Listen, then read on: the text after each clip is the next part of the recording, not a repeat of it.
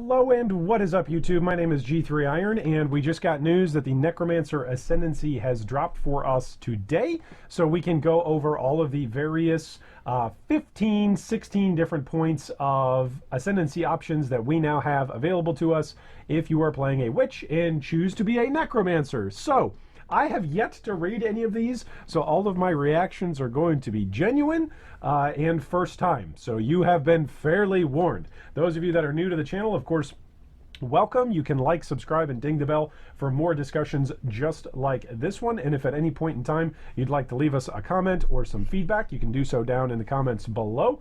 This particular image will be referenced down below for your convenience in the video description should you want to take a look at what the Necromancer Ascendancy will look like in Path of Exile 3.8 Blight League. So let's jump right in. The very first option that we've got listed as number 1, we're going to be working our way numerically through these. Minion damage skill duration. Gives you 10% increased skill effect duration. Minions deal 15% increased damage. That is on its way to Mistress of Sacrifice, which reads your offering skills also affect you. Your offerings have 25% reduced effect on you, 30% increased skill effect duration, and 30% increased minion duration. Moving on to number 3, we've got minion damage and cast speed, which gives you 4% increased cast speed, and minions deal 15% increased damage. That is on its way to the Plague Bringer, which says if you've consumed a corpse recently, you and your minions have 30% increased area of effect. With at least one nearby corpse, you and nearby allies deal 10% more damage. With at least one nearby corpse, nearby enemies deal 10% reduced damage. Okay, so first thoughts right away on something new with Plague Bringer. This seems really strong. If you're using offerings in any way, shape, or form, then you will have consumed a corpse recently, and your minions are therefore going to have a bonus AoE. This is AoE, minion damage, and then reduced damage, all built into one single Ascendancy. So this seems pretty good. This would not necessarily be the first Ascendancy that I would choose to go for. This would be something that would wrap up or finish a build, but that's no joke. With at least one corpse nearby, you and allies nearby deal 10% more damage. That's quite a modifier when you consider how many different monsters you can pump up their damage for just having a 10% more multi across the board. That is significant. And generally speaking, when you're killing stuff, there's usually a corpse nearby. So that's pretty cool. I like that. And of course, recently being the last 4 seconds. So yeah, that's good. With at least one corpse nearby. I like that. I like that skill for Plague Bringer. Okay, moving on to number 5. 5 is on its way to 6, which is Corpse Pact.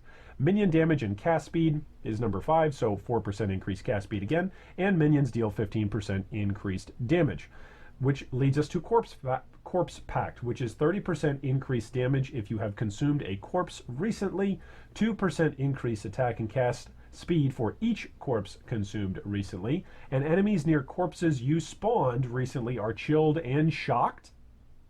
Corpses you spawn have 50% increased life. Okay, so that right away goes into all of the different corpse explosion mechanics, right? So if you are using a volatile dead build or a detonate dead build that both scale off of corpse level, corpse life, that's massive.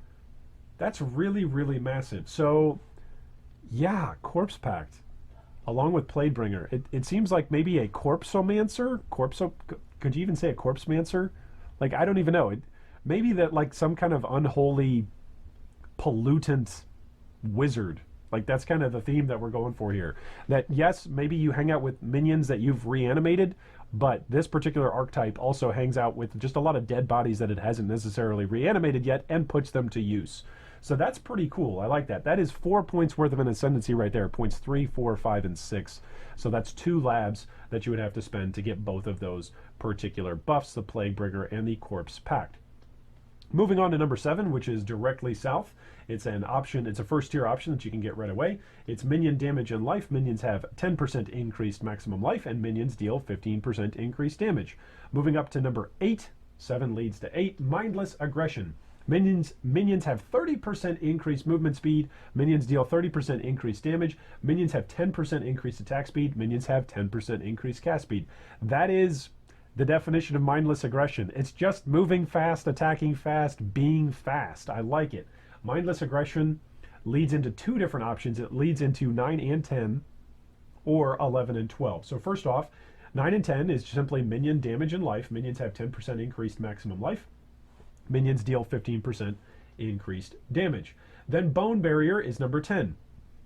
It grants the level 20 Bone Armor skill and grants 1% additional physical damage reduction per minion up to 10%, plus 3% to all elemental resistances per minion up to 30%. Okay, so you don't have to worry so much about your elemental resistances on your gear if you've got a bunch of minions around you. And then 30% increased recovery rate of life and energy shield per minion up to 30%. Minions have 20% more maximum life.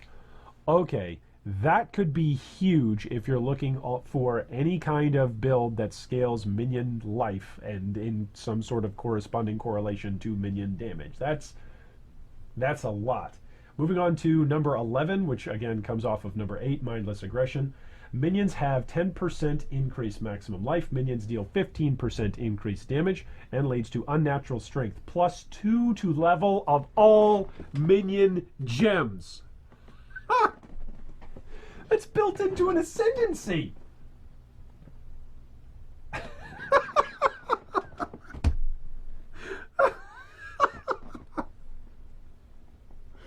Oh my goodness.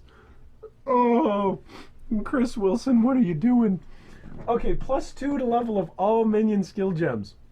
So this is a 4-point Ascendency that already you'll have Mindless Aggression, which is increased move speed, increased damage, increased attack speed, increased cast speed. You're going to have increased maximum life and increased damage from node 11 right before it. And then you're going to have plus 2 to level of all minion skill gems. So this means at your 4th Ascendency, right? Well, at your 2nd Ascendency, but your 4th Ascendency skill point, right? So we're talking your level 55-ish, right? Level 56-ish, level 40-ish, whatever. But halfway through the 10-act campaign, right? You're halfway through lab. This means that if your stuff is roughly like level 11 through 13, it's now 15 or 13 respectively. And that's not just your actives, right? This doesn't just, like, most stuff in the game presently in Path of Exile, up until this point, up until Blight League, has been very specific about what gets bonuses to levels of gems. And it's mostly like strength gems or intelligence gems. Those are rolls that come onto rares. Or there are craftable mods. It's like, hey, plus 2 to support gems, limiting its effect, whether or not it's a bonus for your support gems or for your active gems. But this is just plus 2 to level of all minion skill gems. And it's not a roll on any particular item. This doesn't require itemization. Yes, it requires passives, but that's totally worth it. If you can just say, okay, imagine for a minute, if you're using a golem, if you're using skeletons, if you're using zombies, if you're using animate guardian, if you're using specters, if you're using SRS, right? Anything that's a minion, and then also all of the support stuff that's got a minion tag alongside with it. If you're using Herald of Agony, you're using minion damage support, minion life support, minion speed, increased attack speed, cast speed for your minions. Like, all of that stuff is just getting plus 2 to the levels. Like, this is essentially saying, hey, guys, we know you were going to use an Empower level gem anyway, right? But an Empower level gem corrupted at level 3 gives everything else that it's supporting 2 levels. Right? This is an Empower gem, but for every single minion tagged gem that you've got in your entire build, regardless of having to socket an actual Empower gem in a socket. Like, so this is just an additional level 3 corrupted Empower for everything that's got the minion tag on it. That's amazing.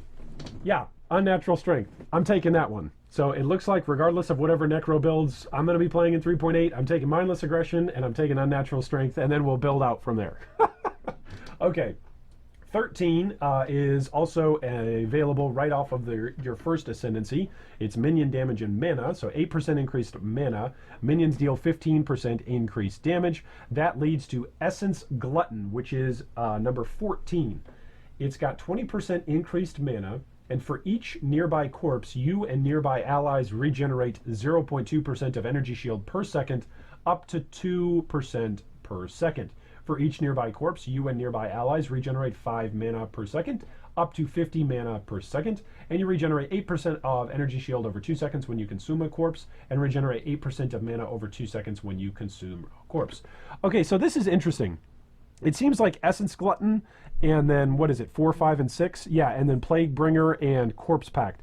It seems like all of these go together. Like there is a corpse build that's going on here, or a corpse build that's waiting to be built, waiting for one of you to build a corpse-specific build using Plague Bringer, Corpse Pact, and then Essence Glutton. It seems like all of these things are going to interact with each other where you'd want to have corpses around you all the time. Like, when are we going to get a wagon? You know, we need a wagon, like one of those guys from Monty Python and the Holy Grail, like where he's dragging the dead, you know, around the city streets, and he's got a wagon of dead people. That's what this build is. The Monty Python Holy Grail wagon of dead people Necromancer using the Plague Bringer, Corpse Pact, and then Essence Glutton. At least that's what it reminds me of.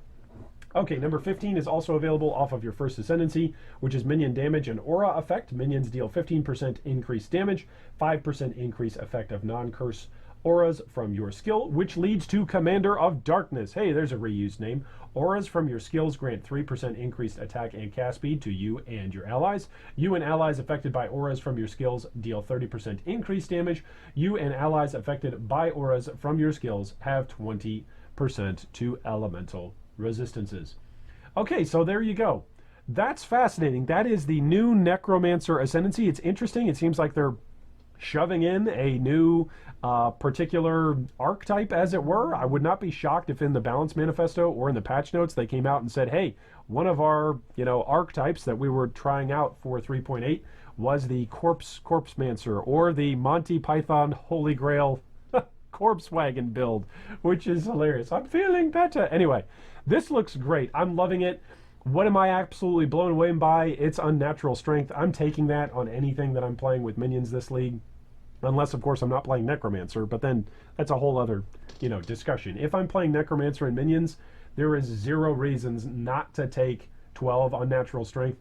It seems like maybe if you're going for something tanky and you're playing hardcore, I'm saying hello to all of my other fellow hardcore players out there. If you want to try something that's a Necromancer, maybe, and this is just first impressions, spitballing off the top of my head, but I would go 7, 8, 9, 10, 11, 12 is what I would go. That's your first 3 Ascendancies.